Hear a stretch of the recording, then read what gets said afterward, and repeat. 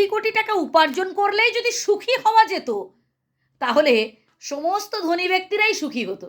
না ভাই, দেখবেন যাদের সব থেকে বেশি রোজগার, যাদের ইনকাম বেশি ভাই, যাদের প্রচুর কোটি কোটি টাকা আছে ভাই, দেখবেন তাদের হাতে ঘুম ধরে না।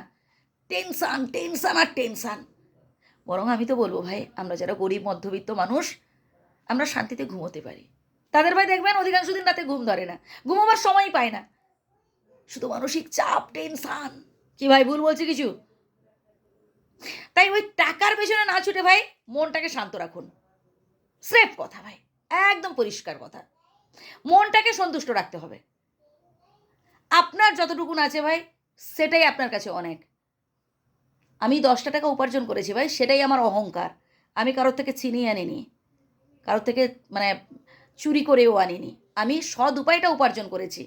এটাই ভাবুন যে এটাই আপনার অহংকার। মাথা উঁচু করে বাঁচুন ভাই। সবার কাছেই মাথাটা নত করতে যাবেন না। মাথা নত করুন আপনার বাবা মায়ের কাছে, মাথা নত করুন ভাই স্বয়ং বিধাতার কাছে, আল্লাহর কাছে, ভগবানের কাছে মাথা নত করুন। তাতে লাভ আছে ভাই। ওই প্রচুর টাকা আছে ভাই, কেন তার কাছে মাথা নত করবেন? সে অঢেল আপনাকে দিয়ে দেবে? মোটেই নয় ভাই।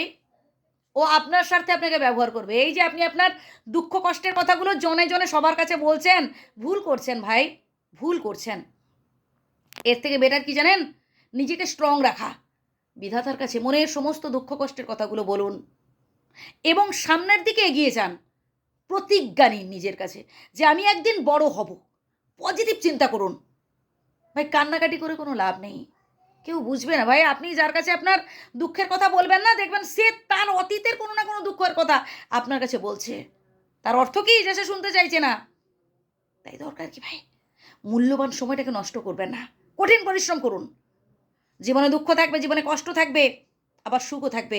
সেই সুখটাকে খুঁজে পাওয়ার জন্য বা সেই সুখটাকে আদায় করার জন্য ভাই আপনাকে অনেক দুঃখ, অনেক কষ্ট, অনেক সমস্যার মুখোমুখি হতে হবে। তবেই তো আপনি আসল সুখটা পাবেন। যত বেশি ব্যর্থ হবেন তত বেশি নিজেকে মোটিভেট করুন, মাথা তুলে দাঁড়ান যে হ্যাঁ আমি পারবো, আমি একদিন ঠিক বড় হতে পারবো। ভাই সফলতার পথটা এতটাও সহজ নয় যে আপনি হাত বাড়িয়ে দিলে পেয়ে যাবেন। কঠিন পরিশ্রম করুন ভাই। Failure is the pillar of success. যতবার ব্যর্থ হবেন ততবার উঠে পড়ে দাঁড়ান আর মনে মনে বলতে থাকুন আমি পারবো। আজকের এই অপমান, আজকের এই লাঞ্ছনা জাস্ট চুপচাপ মুখ বুজে সহ্য করে নিন। একদিন আপনার কর্মের দ্বারাই বুঝিয়ে দেবেন যে আসলে আপনি কি করতে পারেন। ভালো থাকবেন ভাই। যদি ভুল বলে থাকি ক্ষমা করবেন। আমি চাই আপনি জীবনে ভালো কিছু অ্যাচিভ করুন, তাই কথাগুলো বলছি।